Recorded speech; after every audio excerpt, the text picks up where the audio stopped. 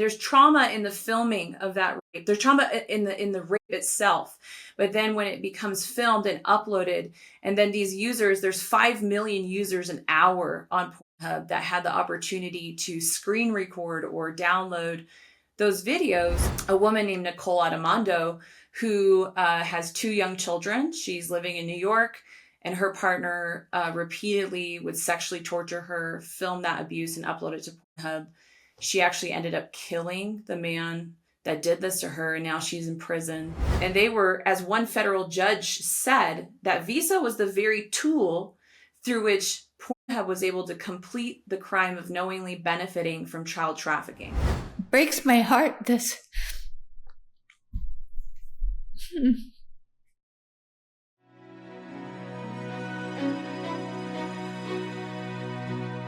Hi, Laila. Tell my guests who you are, what you're doing, and how long you've been doing it for, and then we'll get into some other issues.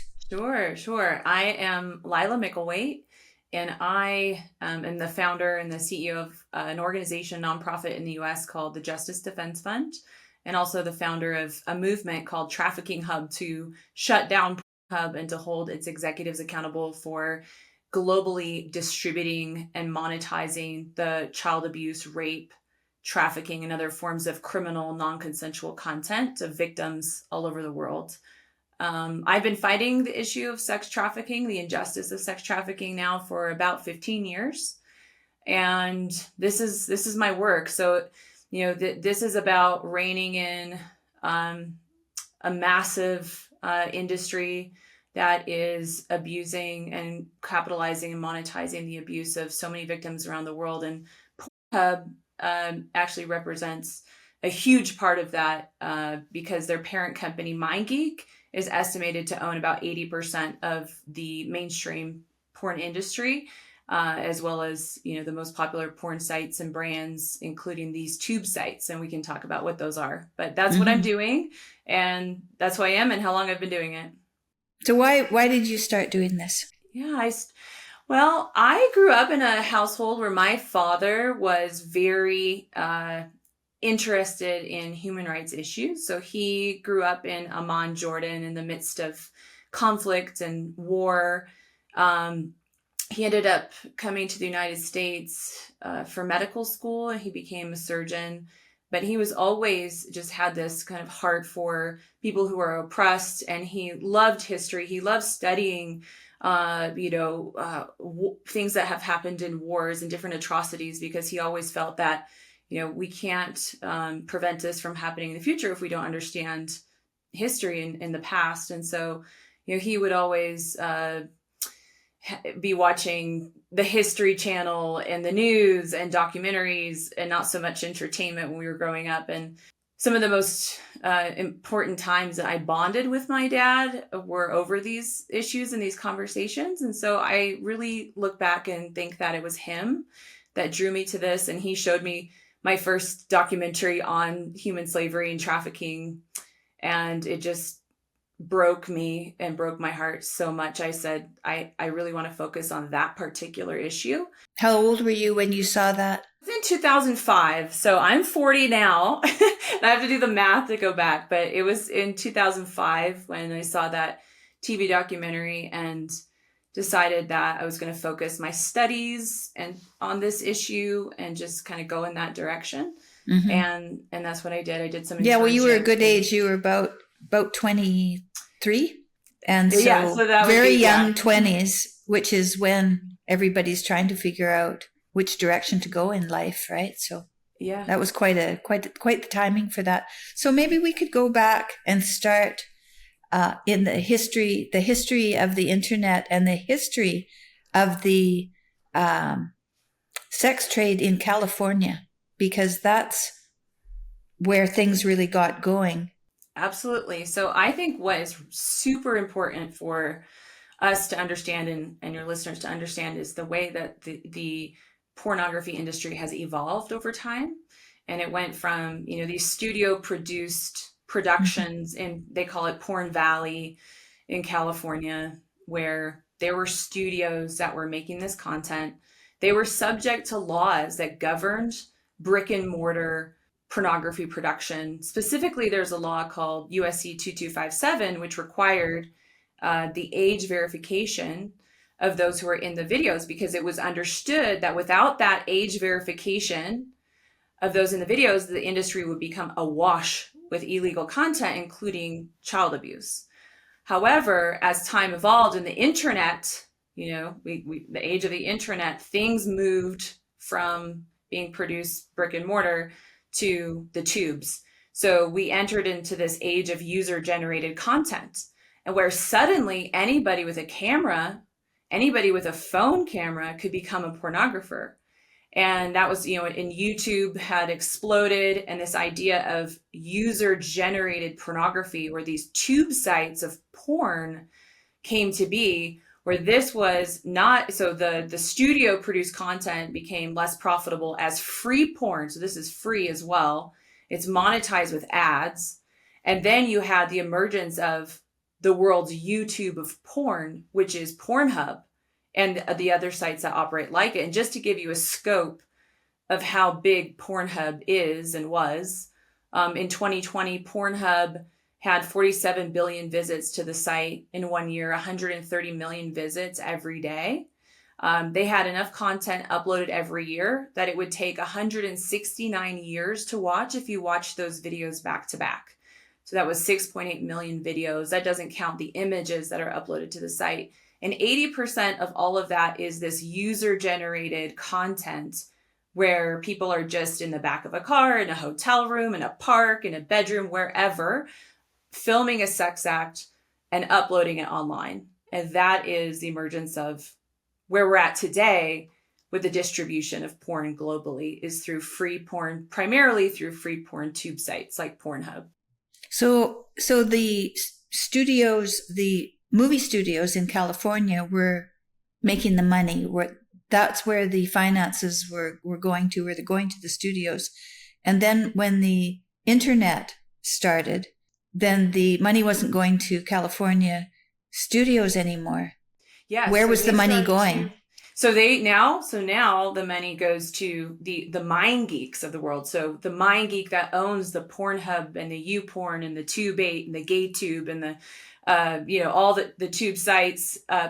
There's also big competitors to them, like Hammy Media that owns X Hamster, and WGCC that owns X Videos. But we're talking about Pornhub, so the money is going to the mind geek and the Pornhub, because the way that these videos are monetized is not where people are taking their credit card and going and purchasing a DVD or even purchasing a pay to download. For the most part, there's some pay to download content on these tube sites, but primarily they're being monetized through premium subscriptions and through advertising. So on Pornhub, MindGeek is selling 4.6 billion ad impressions every day on Pornhub to advertisers around the world. And that's how they're making their hundreds of millions of dollars a year on free porn that's being distributed to the world. So that's the new model for profiting from pornography. Has gone from, studio produced content that you pay and you get a DVD, or you pay to download, or you subscribe to that website and get access to it, to free porn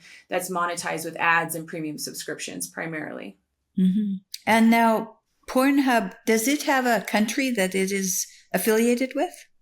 That the company is affiliated with? It does. So it's technically registered in Luxembourg for tax purposes, but it has its headquarters in Canada. So, kind of at the height of Pornhub and MindGeek, they had about 1,200 employees in Montreal, and that was the main base of operations. But then they had offices all around the world, from, Ireland to, Cyprus, Romania, British Virgin Islands. They have offices, LA, Florida, all over the world. But they're primarily based in Montreal, and then registered in Luxembourg. So, my father, when he was old, he's old now, he's 92, so he's old, but he was starting to have small strokes. He was a good businessman, so he had some money. He was a very good business, but he was starting to have some strokes. His carotid arteries weren't giving him the oxygen he needed to his brain anymore. And a financer from Cyprus was calling him every day and saying, we'll get you 10% of your 10% return on your money. You just send us $5,000 a month on your credit card. Just put it on your credit card and we'll invest your money. He lost $250,000 before, well, I came and showed up there and got into his business, which was hard on him, because he had been a very, very good and strong man. And now his daughter had to come in and save him and make him realize that he'd not only lost everything, but it was because of his own vulnerability, and that's a grown man. That's a grown man. And, we've supported him. His kids have all supported him since. And, it's been okay in our family, but even that small, and there's nothing we could do. We found out where the company was. It was in Cyprus. Nothing we could do. And that has nothing to do with sex. It has nothing to do with children. That's just money. And it was already devastating. But today we're talking about children. And why children? Why do they target children? Why do you think it's children instead of just women? Well, it's both. I mean, it really is both. So yes, there are children mostly on these tube sites. It's, there have been children as young as 3 years old on the site. The London Sunday Times had done an investigation. They found dozens of illegal videos on the site within minutes, some of children as young as 3.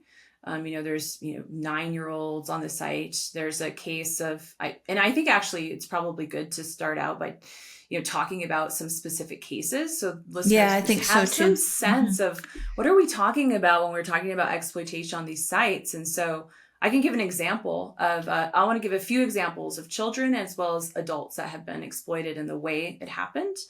So there was a 12-year-old boy from Alabama, and he was drugged, overpowered, and he was raped repeatedly by a man named Rocky Shea Franklin.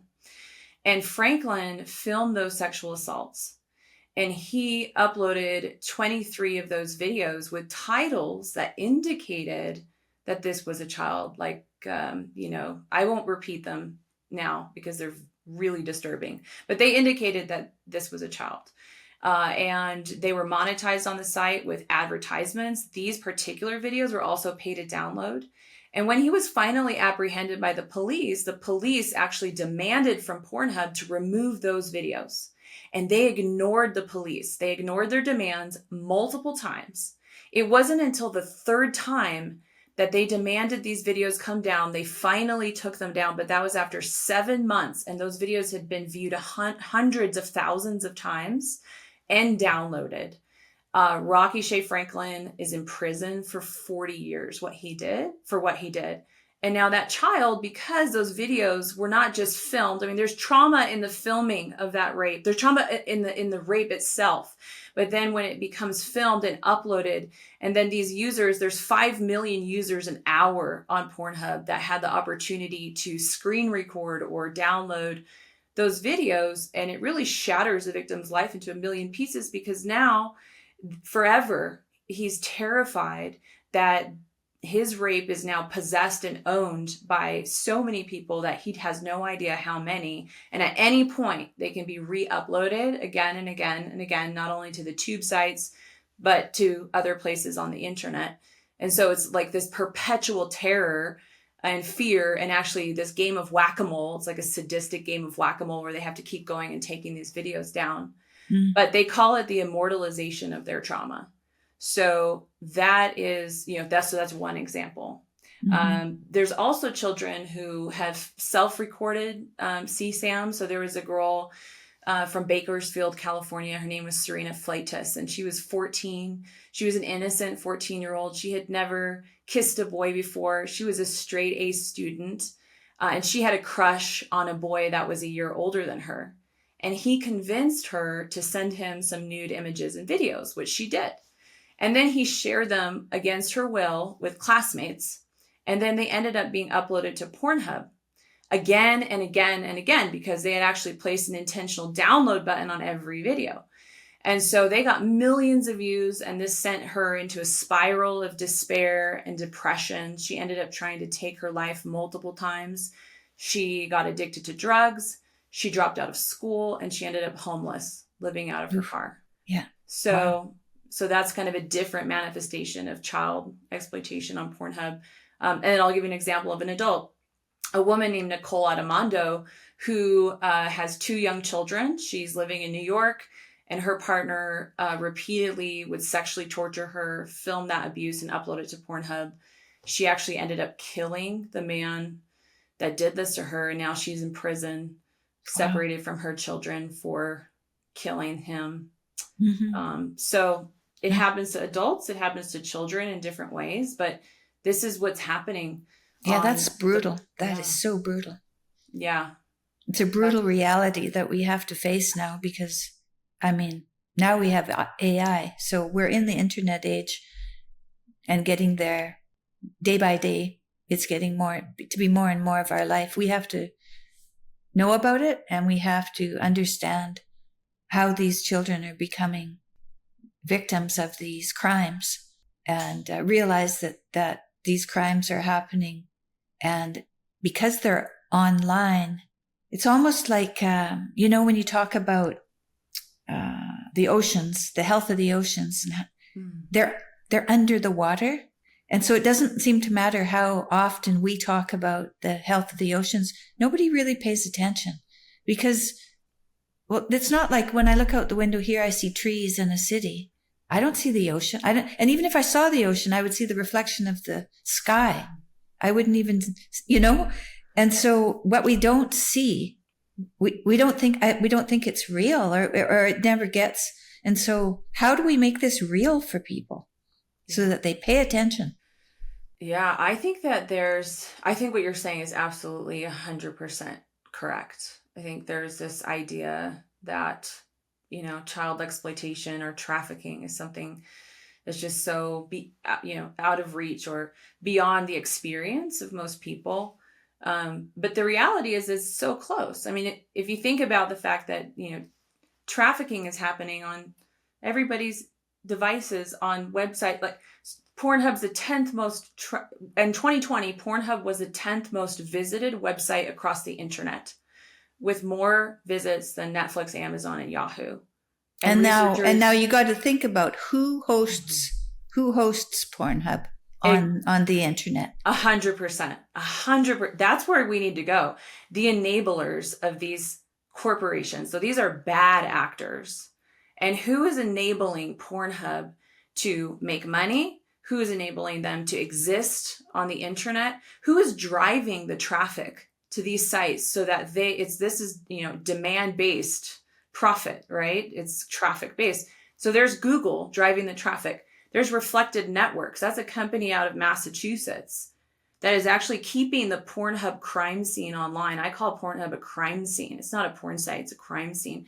They are keeping that site online, even though they know that they're not verifying the age and consent of the millions of individuals that are being uploaded to that site. And because of that, this site is infested with videos of real sexual crime. And that's Reflected Networks. And then you have the credit card processors, Visa, MasterCard, Discover. Thankfully, they actually cut off Pornhub finally after many years of fighting with them. But for many years, they were enabling, and they were, as one federal judge said, that Visa was the very tool through which Pornhub was able to complete the crime of knowingly benefiting from child trafficking. Now let's talk a little bit about the credit card companies and how they have been almost, it's been it wasn't a overt transaction. Okay, now we're going to ask Visa and MasterCard to be in partnership with porn companies. It wasn't like that. I can't imagine it was that blatant. It was just like you make a serial killer out of someone who first of all begins to lie, and little lies, more and more lies, growing up, lie here, lie there. Pretty soon your whole life is a lie, and you don't even know what the truth is anymore. I wonder what's happened to Visa and MasterCard to come to the place where they are now, where they thought that making money off of Pornhub was a good idea. How did they get there? Yeah, well, I think they got there because Pornhub did a very good job of pretending and kind of putting this fake facade out to the world that they were a legitimate. They kind of presented this cheeky, legit porn company to the world. They had billboards in Times Square, and they were walking New York Fashion Week, and people are wearing their T-shirts proudly, walking around. When was that? This was before Traffickinghub started. Like, this was the MO of Pornhub, and it was accepted. It was just taken at face value by everybody. So this is before 2020? This was, yes, 2020 and before. Yeah. Okay. This was the strategy of Pornhub before they were exposed. And they would do things like, they have this arm of Pornhub called Pornhub Cares. So they would do these very highly publicized campaigns where they would clean the oceans and no way, really? Donate money for breast cancer research, and they would save these animals, different kinds of species of animals. They would do these campaigns all under this Pornhub Cares, and they would Compassion. Put media. They would take snow plows when there was a blizzard in Boston, and they had their logo on the snow plows. Wow. They were donating masks for coronavirus when that first, was happening in 2020. And they were getting tons of publicity for this. And so they had this aura, and they had this, brand out there that was a complete lie. Because just under the surface, this site was a hotbed of child sexual abuse, rape, trafficking, and all of that. But to the public, it just had this completely different persona. And I think that people believed it. I mean, they were people, our celebrities just would joke about them and all the time, and no one thought anything of it. And so in 2020, that's when you went on the internet, right? You went on the internet. Wasn't it in 2020? You went on the internet and uploaded something to Pornhub? Yeah. Easily? I'll tell you the tell story. me that story. Yeah, so the story is this. So, I had been fighting the injustice of trafficking for many years. I had been noticing that there was this trend of trafficking going from just, being on the streets and in brothels and things like this, and being filmed and uploaded. So I started to investigate the intersection between what I call the big porn industry and sex trafficking and child abuse. And part of that was understanding this evolution that we talked about of pornography going from brick and mortar to online, and how it was being filmed and how it was being distributed. And so I was going on these porn sites investigating, and I had started to hear of some news stories of children ending up on the site. There was a 15-year-old girl from Florida who was missing for an entire year. She was finally found when her distraught mother was tipped off by a Pornhub user that he recognized her daughter on the site, and she was being raped in 58 videos. They actually matched her rapist face on the Pornhub videos to surveillance footage, and finally she was rescued from that situation. But I was actually sitting one night, I was up late, it was early 2020. My child was very fussy. I had, I think he was 3 months old at the time, waking up multiple times a night, but I was sitting there trying to get him back to sleep. And I was thinking about that story of that 15-year-old girl and some others I had recently read in the news. And I just had this haunting question. How in the world did that child's abuse end up on Pornhub?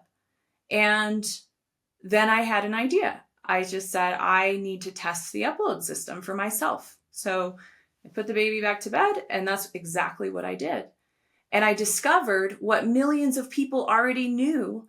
And that was that all it took to upload to Pornhub was an email address. So there was no identification required, no age verification, no consent form, nothing. And at that moment, there were almost 11 million videos on the site that night.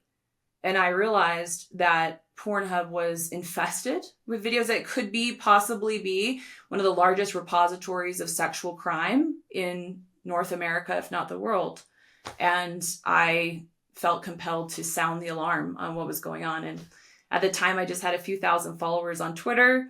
So I took to Twitter with a Traffickinghub hashtag and started to tag people and call it out. And then I wrote an op-ed that ended up going viral, and people started to call on me to start a petition. It wasn't my idea. So they said, if you don't start a petition, we're going to start a petition. So I did. And that went viral. And then today we have 2.3 million people who've signed the petition to shut down Pornhub from every country in the world. And so how's that going? Yeah. How's that going? Have you made any strides forward to shut it down? We have. We have. When we started, it was really this impossible task, because this is a behemoth company, MindGeek, right? That has billions of dollars, and here we are. But we just started to expose the stories of real victims and what was going on the site. People were just really horrified. And I think it's because Pornhub was such a widely recognized name. And so to understand that there was so many victims on the site was so shocking. So people were sharing this, and it was just kind of going viral a lot online.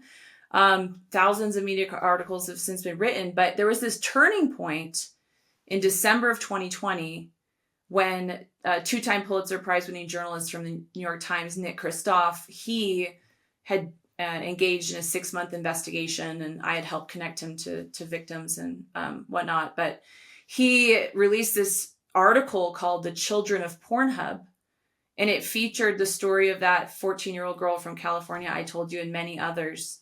And then within days, Visa and MasterCard and Discover, there was so much pressure on them at that point, because thousands of media articles were written after that.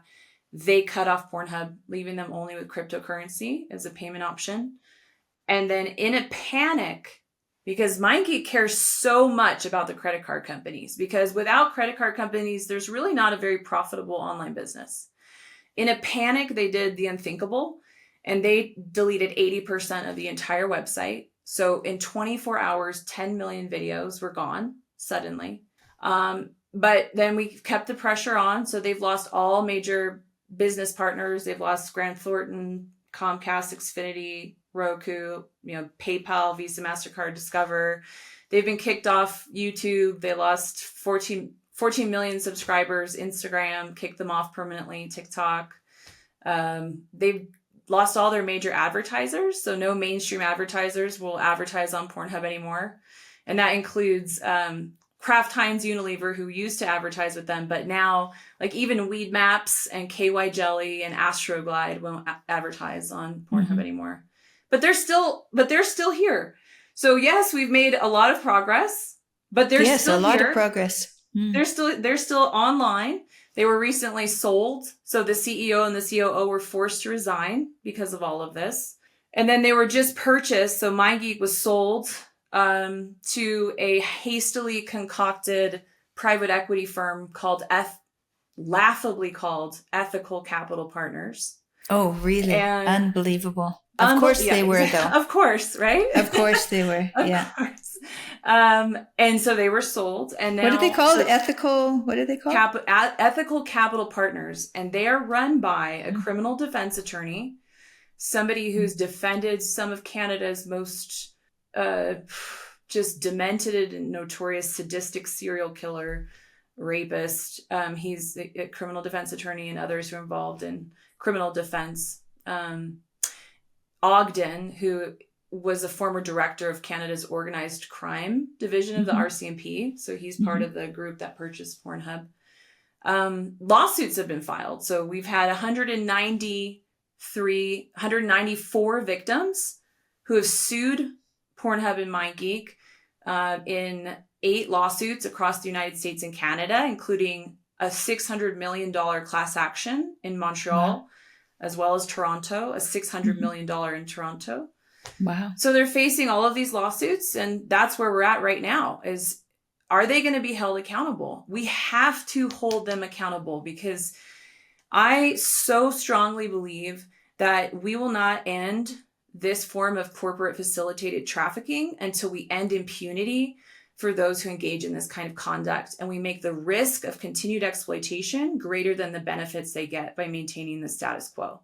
And so that's why I'm so passionate about holding them fully accountable, shutting them down. Is one reason that they use children because children are going to grow up They're going to grow up. So they have years and years and years of use of these children, of abuse of these children. Though that's what they're looking for. Traffickers certainly have said that, that they have, when they compare selling a child or, trafficking a child, they say, I can sell a key of cocaine one time. I can sell a child over and over and over and over again every day. But the same goes for women, adults as well. Yeah. They say the same thing. I can traffic a woman multiple times a day. Yes. And that profit will continue. So yes. Yeah. And so that's why that in a way, that's why it's so pervasive, is because it's so lucrative. It's such a terrible lucrative. It's when I first heard this. So I watched the new movie that's just put out called The Sound of Freedom. Yes. And he talks about it in there. And I thought, oh my goodness, I just never, as lots of people who are watching this, they've never thought about it. I'd never really thought about it. I just wanted to take care of my kids, but I didn't. And I knew that there was a very small chance of something bad happening, but I didn't investigate what that might be. Yeah. And so I know there's a lot of people out there, but just think another thing they said, and I can't remember if it was on the movie or my husband did a podcast with Tim Ballard, the investigator, and the actor, Jim.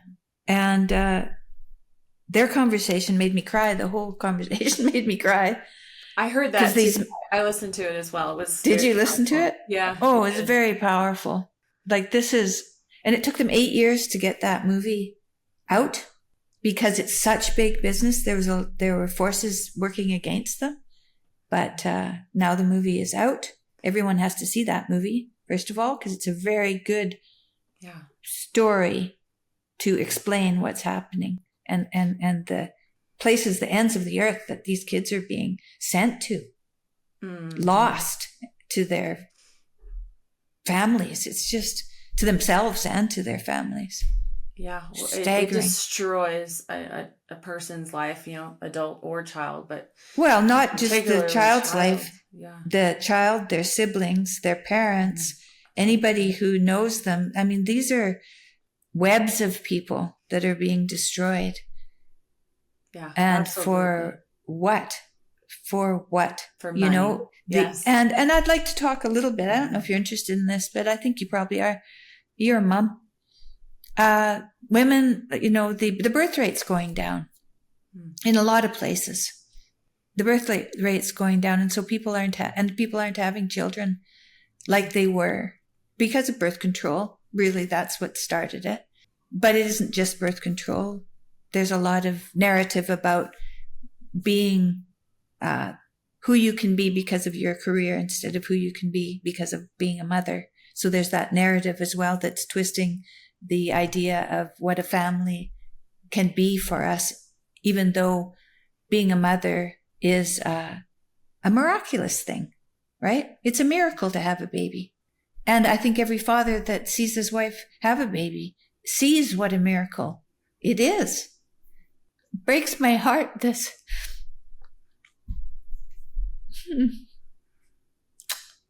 Anyway, sad. It's sad, and I'm so glad that we're talking about this because it needs to be talked about. I didn't know I was going to be talking about this, but here we are. Yeah, I think one of the things that is important to understand, as we're talking about trafficking and slavery and child exploitation, is the different manifestations. So when you see Sound of Freedom, I haven't seen it yet. I want to see it, and I think it zeroes in on stories of, in the instance of child abuse and how that happens and the way that those traffickers take advantage of those children for money, right? Trafficking is a transactional crime.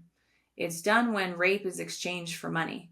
And in the case of these big porn sites, I think what we have to see is that the trafficker in these situations isn't necessarily the person uploading the content because they're doing it for free. The trafficker in this situation is MindGeek.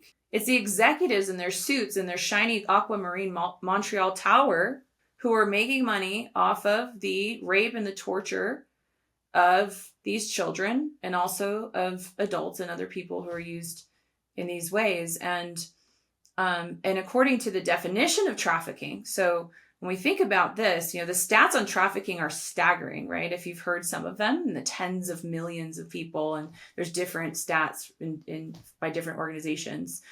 But the International Labor Organization had estimated, somewhere around 30 million in slavery today. There's more people in slavery today than there ever has been. Right. But then think about this. So according to the international definition of trafficking, any minor, anyone under the age of 18 that's used in a commercial sex act.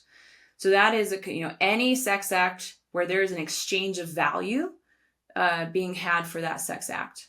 Now, every single video on Pornhub and these porn sites is commercial. They exist to make money. There's ads around those videos, inside those videos, before and after. There's premium subscriptions. These are highly monetized. So that means that every child that is exploited on these sites, or if it's an adult who's by force, fraud, or coercion and used in a sex act for money, they are victims of trafficking. So then think about this. The National Center for Missing and Exploited Children here in the U.S., they're the clearinghouse in the U.S. for this content. They had, in 2021, they had 32 million reports of child sexual abuse material. So the current estimates are not even including these manifestations of sex trafficking. So, if we imagine the millions upon millions that are not including child sexual abuse material and all those who are being trafficked online, I mean, the number is way bigger than we even are being told by the agencies. So I think it's important to kind of expand our knowledge and our understanding of how this is manifesting to understand the scope of the problem. It's enormous. It's so huge. Now, I know that when you decide to attack a problem, you can attack it locally, or you can attack it, you can attack it at every stage, but to attack it at the top, like you said, at the executives in their shiny towers, their shiny boots and their shiny towers, that sounds to me like it has to be a national assault on those businesses. I mean, I don't know, because international. It has to be international. An international assault. 100%. It has to be. And I believe strongly that the most effective way to rein in these mega traffickers, like mega pimps and mega traffickers, these executives that are profiting from the suffering, is to get them where they actually care, right? In their bank account. That's what they care about. That's why they're doing that. This is why this is happening. So that's why we felt it was so important to go after Visa, MasterCard, Discover, because, and not only through public pressure, because the public pressure piece is important, but litigation, civil lawsuits, those hit them where it hurts. And these are, the kind of lawsuits that I think will really affect change are ones that are brought by courageous victims with the most skilled attorneys that are resourced to go toe-to-toe with these companies and their enablers like Visa. Till they realize that the risk of continuing to do this is just too great, and they just have to change the way that they do business or shut down. And so I believe that's one really, really important way to rein in this corporate, global, international exploitation is through financial institutions to put the pressure on them to enact the laws and policies corporately, but also governmentally, because we can't forget that government policy can be important. Pornhub is shutting itself down across the United States because states in the US are enacting age verification requirements for users to protect children, because that's another piece of the harm. I mean, the harm of these sites is so massive. It's not even the users are being harmed, because when you watch pornography, it dulls your attention for your true interactions with other human beings. But also the fact that they're children. So that, 8 and 9-year-olds, It's free porn. There's not even an Are You 18 click-through button that any 5-year-old could just click. Like in the US, Lord. There's not even an Are You 18 This is the Wild West, isn't it? 100%. And so they're growing up. They are growing up on an appetite of not only extremely violent, legal, like acting, like pornography, right? But real sexual abuse, real rape, real child abuse, and non-consensual content is the menu of how they're developing their sexuality, starting when they're 8, 9 years old, when they get on these free sites. And so that's why it's also necessary to protect kids in front of the screen and behind the screen. But in states like Louisiana and Virginia and Utah and Mississippi, where they're enacting mandatory age verification to access a porn site, Pornhub is actually in protest, shutting itself down in those states because they don't want to age verify.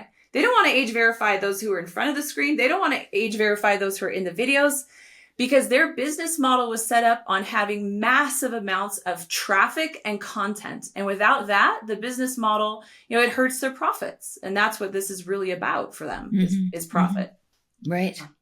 Yeah. So that's really good so it is a state problem as well as a financial problem. And it's also it's a problem within the homes as well, because either your children are being exploited one way or another in this situation. So you have to be aware. You have to be aware and put some safety in place. And how would people put safety in place then so that the kids don't have any access to these things? It's so hard. It is so hard to be a parent in a digital age with ubiquitous online pornography. And it's, you can do your best in your home. So you can get routers that have the ability to block this kind of content at a router level. You can get apps and programs and software to install on devices. But you have such a challenging time. Your children are not with you 24/7, right? They can go to school, they can go to a friend's house. And it is so difficult. And I feel I have so much compassion and empathy for parents today who have the pressure of feeling that they, and they do have the pressure and they have a responsibility to do everything in their power. But I feel that, yes, we need to empower them to do that, but we need to hold these companies accountable and, demand that they enact these age verification protections, because it's not, the onus can't just be on parents, because it's impossible. It really has to be enacted upon these companies and mandated for them. And as you said, when they did have age verification in some of these states, Pornhub just pulled right out because they don't want to do it. It wasn't worth it for them to be there anymore. I caught a Pornhub senior manager in a conversation online. And she said, age verification devastates traffic. We'll lose 50% of our traffic with age verification. They don't want to do it because it costs money every time you have to age verify. So if you set up a business model that relies on children accessing your site and that relies on, victims being in the videos, well, that is not a sustainable, should never be a sustainable model. If we as citizens and caring people around the world can hold these companies accountable to force them to change the way that they do business. And I would say that what you experienced that night when you had an intuition of what you ought to do was an inspired moment to face something very dark that needed to be faced. And, the work that you're doing it's very important. And we don't always, and like, Jordan, when we're often I go up on stage with him and he speaks, and then I do a Q&A with him and I look through all the questions. And there's often questions about, like, how do I attract? No, that's not what they say. How do I find the woman of my dreams? And Jordan says, well, really the question is, how can I be a person to attract the person of my dreams? So we have this there's a narrative that goes forward in the world where it's what can I get? Not what can I give, but what can I get? There's a lot of what can I get. And this pornography and online sites, it's about what you can get. It's not what you can give. It's all about what you can get. And these companies, if they're using these children, it's all about what they can get to. And that's just not the right, it's not a good question. Yeah. It's not coming from the right place. And what 100%. And what I think that I've come to realize more and more and more is that, these companies and these executives, they're not going to do the right thing because it's the right thing. Like that's not going to happen. It has to come by force. And, so who's this person, Stefan Pecode? Do you know who that is? I do. XNXX? Yeah, he's the executive owner behind X Videos. So X Videos and XNXX are the huge rivals of Pornhub and MindGeek. And he owns a company called WGCZ. And this company, Nicholas Kristof did a piece on Pornhub, but a few months later, he did a piece on X Videos that was featuring victims who were exploited in the same way on the free porn tube sites. And that's who he is. Yeah. This is huge. This is huge business. It's enormous amount of money and web traffic, and these sites are, and if you look at just kind of the rankings on websites, generally, these are in the top 10 always. They're, top 10, 15 sites in the world. These are those sites. And so what's especially devastating for victims is when their videos end up on mainstream sites like this. I've heard victims say over and over, they would much prefer their videos to be on the dark web because. So let's talk a little bit about what happens to people when they find their videos on the web. You can tell us about that. I don't know anything about it. Yeah. So, it's earth shattering. It's terrifying. A lot of it is a panic of who's going to see this because, like I said, this is on the surface web. So, there's the dark web, and there's not many people who are accessing the dark web. Google is not crawling the dark web and pulling up search results. And so, sometimes these videos even are accompanied by the name of the victim. So you'll have, the actual name, and, there's a 15-year-old girl in Belize, and she actually had her name and her school name and her city in the title of the video. So it was coming up on Google search results, and these are cached, downloaded, re-uploaded. So, when these people search for jobs or they're out, just being in the world, right? Their exploitation is there for everybody to see. And sometimes they feel like they can't even leave the house. There's some who are trapped inside. They can't work. They can't go to school because they're worried when they go to the grocery store, who has watched my rape video? You know what this reminds me of? We went to Albania. We met some people in Albania, and they were talking about they have feuds, family feuds there, where and these had come from the north part of Albania, if someone shoots someone, so say one man shoots another man from another family, then that man's family who's been shot is under moral obligation to kill someone from this family, and then this family kills that family. Wow. And so what happens is, say someone from this family kills someone from that family, that means all the men over 18 in this family, they hide. They don't go outside anymore. Wow. They don't go outside anymore. All the men. So so you're talking about a very similar response, that these people have been so traumatized that now they're a victim of their house, right? They're trapped. Wow. And sometimes, in some cases, that very place that they're trapped was the site of their abuse. So there's, girls who are reliving it all the time, blackmailed. So they'll be in online, right? And they'll be on internet chat. and whatnot. And there'll be predators that are ready to prey on them, and they'll, lover boy tactics. Sometimes they'll actually pretend that they're a love interest, and then they'll convince them to send a self-generated video of themselves, and many times it's underage, and then they will take that video and they'll say, listen, if you don't send me more, I'm going to send this. I know who your parents are. I know your classmates. I know your teachers. I'm going to send these videos out to everybody unless you send me more. So then they're blackmailed into doing that, and they do, because they're so terrified, right? What should they do instead, do you think, if you knew someone who's in that situation? Yeah, this is so hard when they're in the midst of it, because there's so much shame, right, involved. Yeah, there's so much shame. Yeah.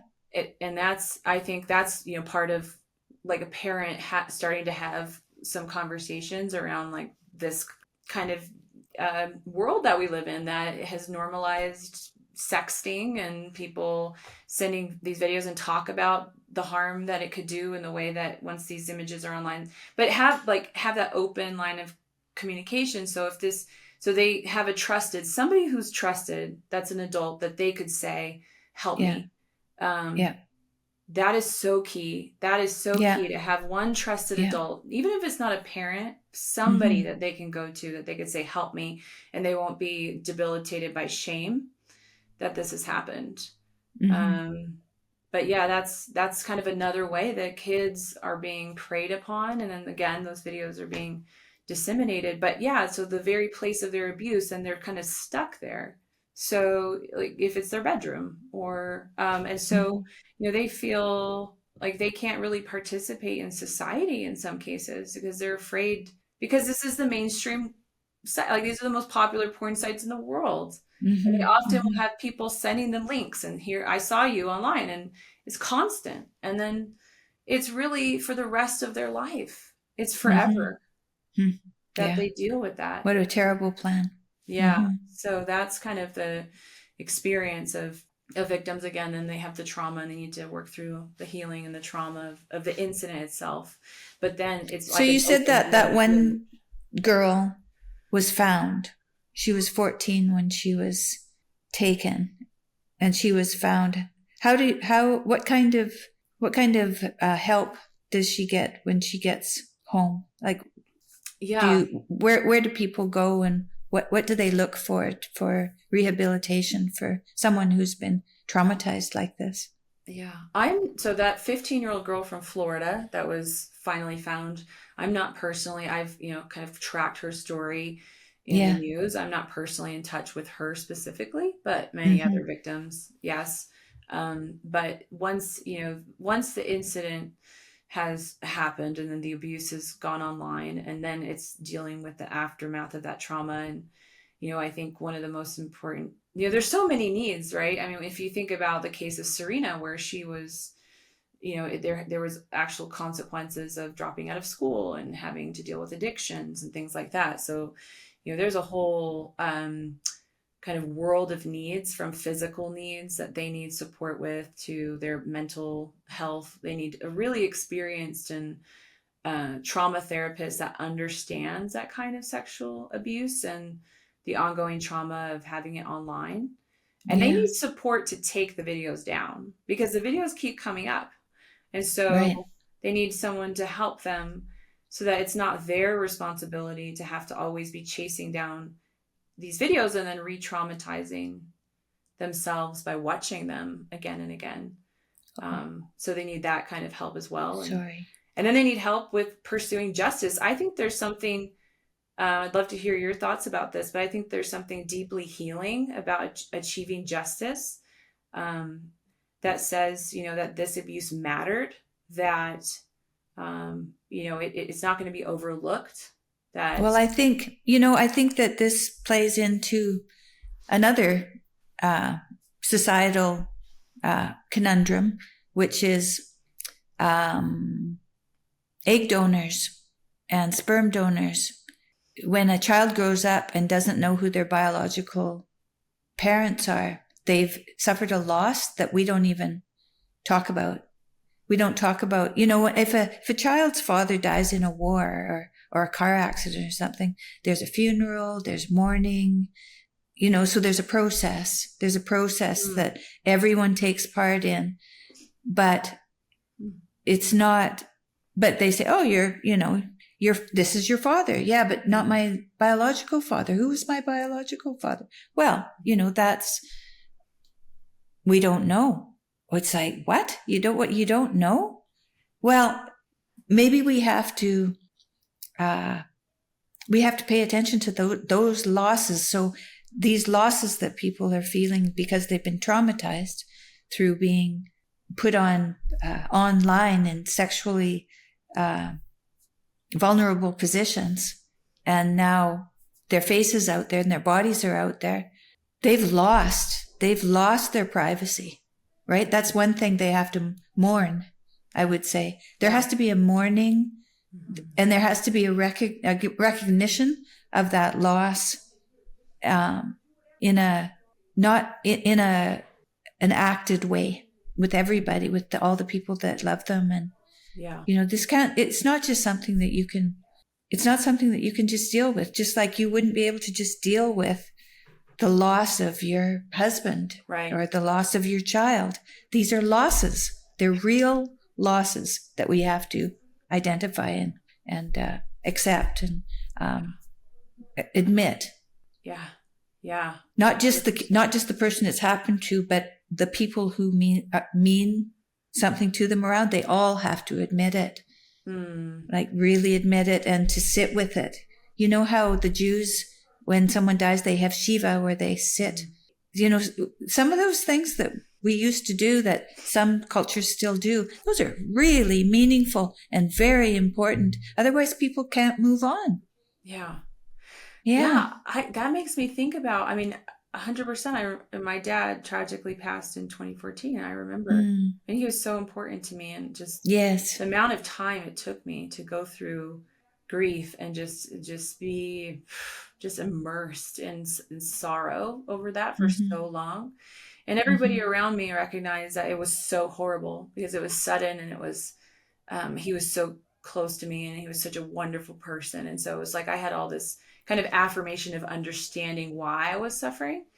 I think what's really hard for these victims is that the people around them blame them for what happened. I could almost cry thinking about this, because I was just speaking to a survivor yesterday who, she's come out to tell her story, and then, people are coming after her, just blaming her for what happened and saying, well, you should have known better, and you shouldn't have done X, Y, and Z. And, there's so much of that I feel like it makes it really hard for them, because they don't have people around them a lot of time that are acknowledging how horrible it was, what happened to them, and that it wasn't their fault, to help them heal in that way. So I'm so glad that we have a team of people that understand that aspect of, trauma and healing, and and train, that's for sure. That spend that time training to understand how to walk with survivors through that process, where that's definitely not my area. I haven't been trained in that at all, but I'm so thankful for those that are, and we need more of them in the world.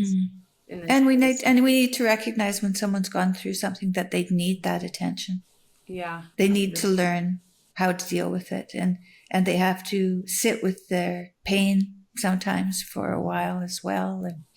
But that it's good to, little by little, to try to move on and to learn how to do that. Yeah. And in the work that we've been doing, to hold these companies accountable, one thing that I've realized is the treasure of the voices of those who have survived this. And, when they get to a place where they feel healed enough to be able to start to come forward and speak, it's so powerful. I could shout from the rooftops all day long as an advocate, but there's nothing like, a survivor saying, this happened to me, and this, there needs to be justice. We need to hold these people accountable. And so, and then, there's the power in them doing that, and knowing that this can change, and, this doesn't have to keep happening. Like, this really doesn't have to keep happening on mainstream porn sites. Like, that is so, it's so true. It's like there's this issue of trafficking and slavery, and we can see this in millions and millions and millions of people being exploited, and it could blow our minds, and we think, how in the world could we ever put an end to this? And that's a huge question, and I don't know that we can. But when we take a piece of it, like the exploitation of these victims on mainstream big porn sites, we can actually put an end to that. If we have mandatory third-party agent consent verification for every individual in every video on every user-generated porn site, which is absolutely 100% possible, things will slip through the cracks. It won't end up 100% of it, but we can see a dramatic reduction in the amount of trauma that's being monetized and distributed online. So I take hope in that. Like, I take, hope in that there is something out there that's tangible and actually possible, that we can work towards to actually put an end to it. Because I love prevention. Like, it's one thing to take somebody out of a situation of exploitation or trafficking, but and help them on the journey of healing and justice after this has been distributed online. But if we can prevent that from happening in the first place, I feel like that is the greatest victory that we could have. Well, I agree with you. And I think that, I think we've covered it pretty good up to this point.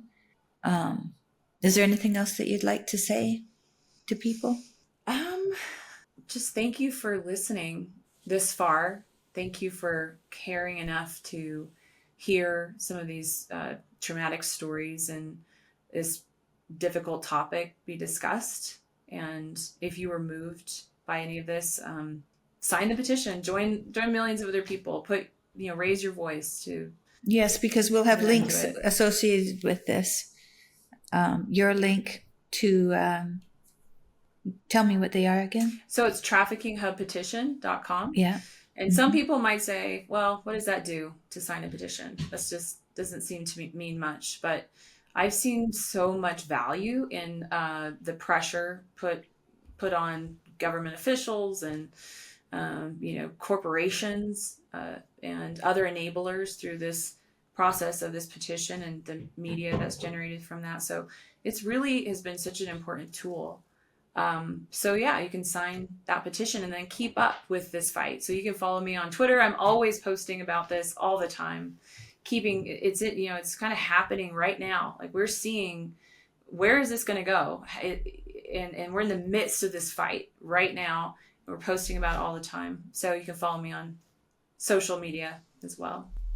Every letter that you write to your government official, one letter is worth 10,000 voices. So it is important to sign, because that signature is worth 10,000 voices. It's quite powerful. So yeah. We were encouraged to see some of the responses. I love to in Canada. There was 8 parties that came together with dozens of members of parliament who are calling for criminal investigation. They're shining a light on this. So encourage their similar happening in other countries around the world. We're seeing legislation and action by corporations and things like that. And it's all because, we as individuals, just everyday people, have cared enough to do a simple thing. Sign a petition, call your representative, raise your voice online. I mean, it makes a difference. Share a tweet. People don't even realize the value in that. Like, there's victims who are reaching out and whistleblowers from the company that are coming forward just because they saw a tweet about it or a post on Instagram. And they said, that happened to me too. And now they're in a place where they can get assistance and healing and pursue justice and help bring this thing down. And so even those little small acts mean something. Mm-hmm. So I encourage people to do all those little things that they can. Yeah. Start small. Yeah. Mm-hmm. Thank you. Thank you so much. Thank you.